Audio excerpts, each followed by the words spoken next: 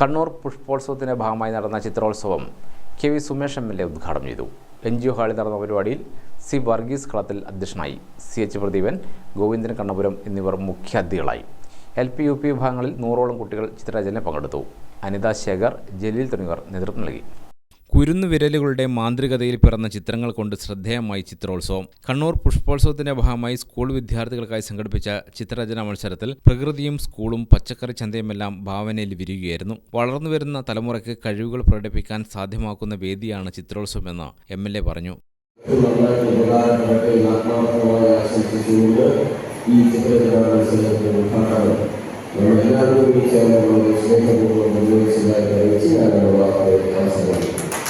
Nursery, LP, UP, high school, higher secondary വിഭാഗങ്ങളിൽ നിന്നായി 150ലധികം കുട്ടികൾ പങ്കെടുത്തു. പുഷ്പോത്സവത്തിൽ program committee convener CH Pradeep Kumar, committee അംഗം അനിത ശേഖർ, സലീഷ് ചെറുപുഴ എന്നിവർ സംസാരിച്ചു. ജനുവരി 16 മുതൽ 27 വരെ പോലീസ് മൈതാനിയിലാണ് പുഷ്പോത്സവം നടക്കുന്നത്. ഗ്രാമിക ന്യൂസ്, കണ്ണൂർ.